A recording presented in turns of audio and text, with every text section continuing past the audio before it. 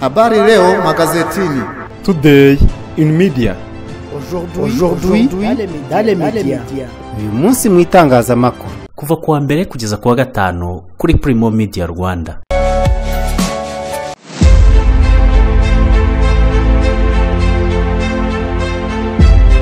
Ndongeye kubasuhuza ndabifuriza kugira ibihe byiza nshuti bakunzi ba Primo Media Rwanda.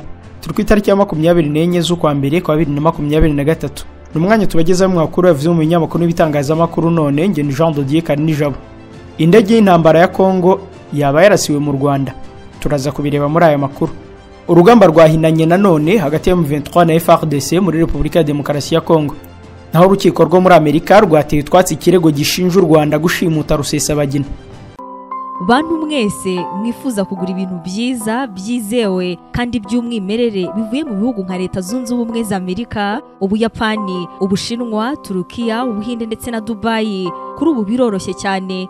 Gana Global Shippers Rwanda ikugezeho icyo wakenera cyose, yaba kuri Amazon, eBay, Alibaba ndetse n'andi masoko mpuzamahanga yose.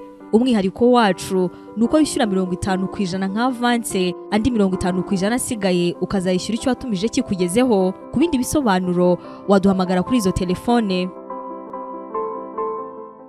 Bayikaze muri aya makuru arambuye tugiye guhera Nyanza aho nta ukuri ryayo wari warakatiwe burundu yatorotse gereza. Cyamakuru Primo akadomo rwa cyanditse ko umugororwa witwa nta ukuri ryayo rufungiye muri gereza ya Nyanza avuga gutoroka nyuma y'imyaka 7 afungiwemo. Inkuru y'itoroka rya nta ukuri ryayo wavukiye mu karere ka Gisagara yamenyekanye mu gitondo cyo kuri uyu wa mbere ubwo ubuyobozi bw'iyi gereza ya Nyanza bwatangaga impuruza. Nta ukuri ryayo yafunzwe tariki ya 7 z'Ukuboza kwa 2015 nyuma yo guhamywa n'urukiko rwa Nyanza icyaha cyo kwica biturutse ku bushake aho yakatiwe igifungo cya burundu. Ibiro bya komiseri mukuru urwego rw'igihugu rushinzwe igorora RCS byamaze gushyira hanze ifoto ya nta ukuri ryayo ndetse na nimero y'urubanza rwe kugira ngo abamubona batanga amakuru. Kicukiro batatu bafatanywa amenyo y'imvubu n'amabuye y'agaciro. Urwego rushinzwe ubugenzacyaha mu Rwanda RIB rwataye muri yombi abagabo batatu bakurikiranwaho kugurisha amenyo y'imvubu 8 n'amabuye y'agaciro. Bafatiwe mu karere ka Kicukiro mu murenge wa Gatenga mu kagari ka Karambo mu mudugudu wa Gwiza. Aba bakaba bafashwe bafite amenyo 8 y'imvubu apima ibiro bigera kuri 15 n'ibuye rimwe ry'agaciro. Abafashwe bafungiwe kuri station ya RIB ya Kicukiro mu gihe dosiye zabo ziri gukorwa ngo zishyikirizwe ubushinjacyaha. Umuvugizi wa RIB Dr Murangira Thierry yavuze ko RIB itazihanganira uwo ari wese ukora ibyaha nk'ibi byo guhiga cyangwa gucuruza ibikomoka ku nyamaswa zikomye kuko bibangamira urusobe rw'ibinyabuzima kandi bihanwa n'amategeko. Ibyaha bakurikiranyweho ni icyo guhiga, kugurisha, gukomeretsa cyangwa kwica inyamaswa y'ubwoko bw'inyamaswa bukomye. Gihanishwa igifungo kitari munsi y'imyaka 5 ariko kitarenze imyaka 7 n'ihazabu y'amafaranga y'u Rwanda atari munsi ya miliyoni 5 ariko atarenze miliyoni 7. Bakurikiranwaho kandi gukora ibikorwa by'ubucukuzi bw'amabuye y'agaciro cyangwa kariyeri nta ruhushya. Gihanishwa igifungo kitari munsi y'amezi 2 ariko kitarenze amezi 6 n'ihazabu y'amafaranga y'u Rwanda atari munsi ya miliyoni 1 ariko atarenze miliyoni 5 cyangwa kimwe gusa muri ibyo bihano. RIB yashimiye abaturarwanda ku bufatanye bagaragaza batanga amakuru kugira ngo abantu nk'abo bafatwe. Ubufaransa bugiye kuburanisha Rwamucyo ku byaha bya jenoside akurikiranyweho. Ikinyamakuru igihe cyanditse ko Eugene Rwamucyo ukurikiranywe ibyaha bya jenoside yakorewe abatutsi mu 1994 agiye kugezwa mu rukiko hazaburanishwa muri Cour d'Assises nubwo itariki y'urubanza itaremezwa. Rwamucyo w'imyaka 63 yahoze ari umuganga mu bitaro bya Marburg hakaba harashize igihe kinini hategerejwe ko agezwa mu butabera. Urukiko rusesa imanza rwatesheje agaciro ubusabe bwo kutaburanishwa bisobanuye ko nta mahirwe agifite yo guhungira ubutabera ku butaka bw'Ubufaransa. Rwamucyo yavukiye mu cyahoze ari Komine Gatonde muri Ruhengeri. Yari umuyobozi w'ikigo cya kaminuza y'u Rwanda cyitwaga Centre Universitaire de Santé Publique de Butare, akaba ashinjwa kuba yari kwisonga mu bateguye jenoside mu mujyi wa Butare. Tariki ya 2 z'ukwa 9 urukiko gacaca rwa Ngoma rwamukatiye igihano cy'igifungo cya burundu rumaze kumuhamya ibyaha byo gushingwa imitwe y'abicanyi yashishikarizaga ibikorwa bya jenoside, gutanga ibikoresho by'ubwicanyi, gufata bugwata abagore n'abakobwa b'abatutsikazi, kubara no kumenya bishwe. Rwamucyo ageze mu Bufaransa yahawe akazi mu bitaro bya kaminuza bya Lille, nyuma akorera mu bitaro bya Marburg. Ahagarikwa mu kwakira kwa 2009 ibyo bitaro bimaze kumenya ko ashakishwa kubera uruhare rwe muri jenoside yakorewe abatutsi.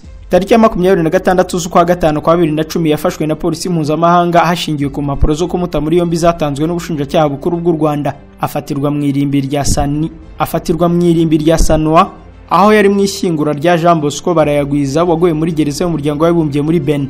arekurwa tariki ya 15 z'ukwa 9 kwa 2010. Urukiko rw'ubujurire rwa Versailles mu Bufaransa rwanga kumwohereza mu Rwanda, ariko rwemeza ko agomba gukurikiranwa mu Bufaransa adafunzwe. Nabibabwiye tugitangira ko urukiko rwo muri Amerika rwateye twatsi ikirego gishinja u Rwanda gushimuta Rusesabagina. Umucamanza mu rukiko rw'i Washington DC muri Leta Zunze za Amerika yatesheje agaciro ikirego cy'umuryango wa Rusesabagina Paul wareze u Rwanda kumushimuta no kumukorera iyicarubozo. Muri iki kirego cyatanzwe umwaka ushize, umuryango wa Rusesabagina wakatiwe imyaka 25 y'igifungo uvuga ko yabeshywe akajyanwa mu Rwanda kuwe muri Leta Zunze za Amerika, aho yabaga nk'impunzi akaba yarashimuswe yishwe itegeko ry'ubudahangarwa ku busugire bw'igihugu cy'amahanga. Bavugaga ko leta y'u Rwanda n'umukuru warwo ndetse n'uwahoze ari minisitiri w'ubutabera akaba n'intumwa nkuru ya leta Ambasaderi Johnston Businge bagize uruhare mu cyo bise ishimuta rya Rusesabagina akagezwa mu Rwanda. Uyu muryango ukomeza uvuga ko nyuma yo kugera mu maboko ya leta y'u Rwanda Rusesabagina yakorewe iyicarubozo ndetse agafungwa binyuranyije n'amategeko. Ibyo biheraho ukavuga ko uyu mugabo akwiriye kurekurwa ndetse leta y'u Rwanda igatanga impozamarira ya miliyoni 400 z'amadolari y'Amerika. Icyemezo cy'urukiko cyo kuri uyu wa mbere gishimangira ko u Rwanda rutigeze rushimuta Rusesabagina. Umucamanza Richard John Leon yavuze ko ikirego kidafite ishingiro kandi ko nta cyerekana ko u Rwanda rwavogereye ubusugire bw'ibindi bihugu. Mwiburanisha urukiko rukuru rwanzuye ko Rusesabagina yashakishwaga n'ubucamanza nk'uko bwabivuze ari ubwe wizanye i Kigali ashutswe azi ko agiye Bujumbura, bityo ko atashimuswe. Umwunganizi wa Rusesabagina witwa Steven Perez yavuze ko umukiriya we yasindishijwe akajyanwa mu Rwanda, inzego z'umutekano zikamuta muri yombi zikamukorera iyicarubozo ndetse agafungwa mu buryo bunyuranyije n'amategeko. Ubwo uru rubanza rwatangiraga, umuvugizi wungirije wa guverinoma y'u Rwanda Alain Mukurarinda yari yavuze ko abanyarwanda badukwiye kugira impungenge kuko leta yabo yiteguye. Dukomereze ku mubano wa Repubulika ya Demokarasi ya Kongo n'u Rwanda.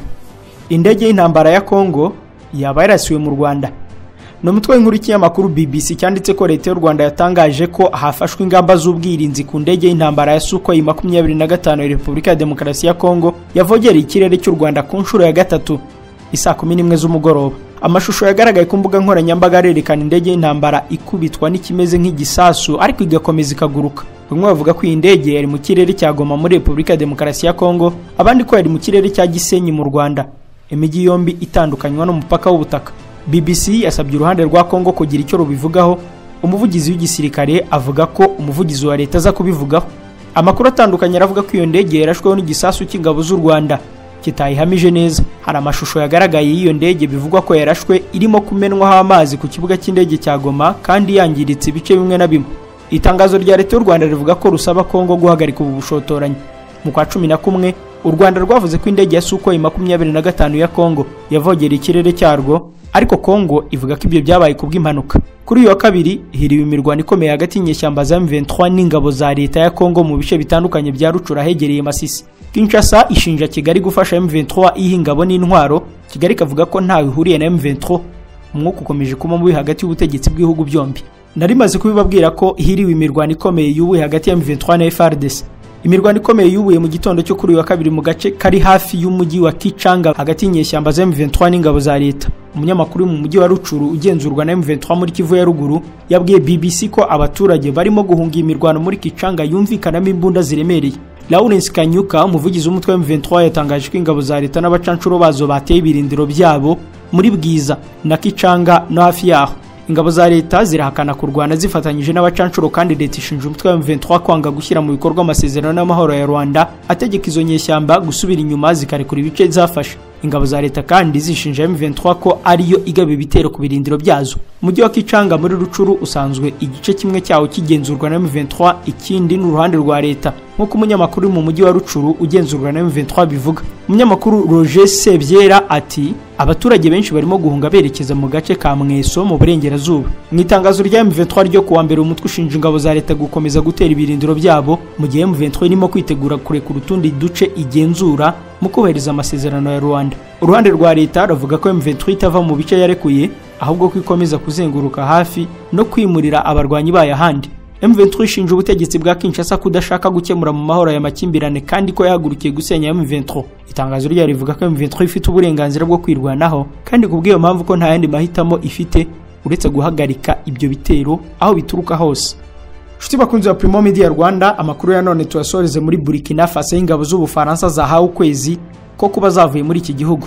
Burkina Faso yahaye iminsi 30 yo kuba ingabo 400 z'Ubufaransa ziri muri iki gihugu zahavuye. Umuvugizi wa leta Jean-Emmanuel Ouedraogo avuga ko iki gihugu gisanzwe gihanganye n'inyeshyamba ziyitirira idini ya Isilamu gishaka kwirwanirira. Perezida Emmanuel Macron w'Ubufaransa yari yasabye abategetsi gutanga ibisobanuro ku mpamvu badashaka ingabo z'Ubufaransa nyuma y'uko kuwa gatandatu ibinyamakuru bya leta bitangarije ko Burkina Faso yahagaritse amasezerano mu 2018 hagati y'ibihugu byombi. Ayo masezerano ashimangira ko Burkina Faso gikeneye ubufasha bw'Ubufaransa mu kubaha ibikoresho bya gisirikare. Mu mwaka ushize ingabo z'Ubufaransa zirukanywe muri Mali nyuma yo kutumvikana n'ubutegetsi bwa gisirikare bw'icyo gihugu.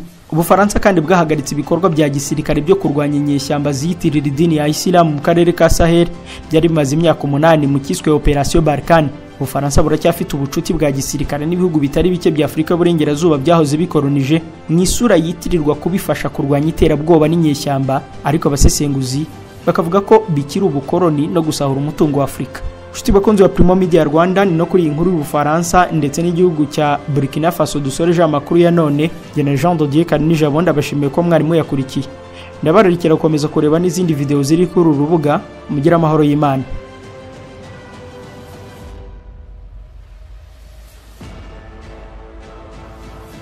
Habari leo magazetini. Today in media. Aujourd'hui dans les médias. Uyu munsi mu itangazamakuru. Kuva kuwa mbere kugeza kuwa gatanu kuri Primo Media Rwanda.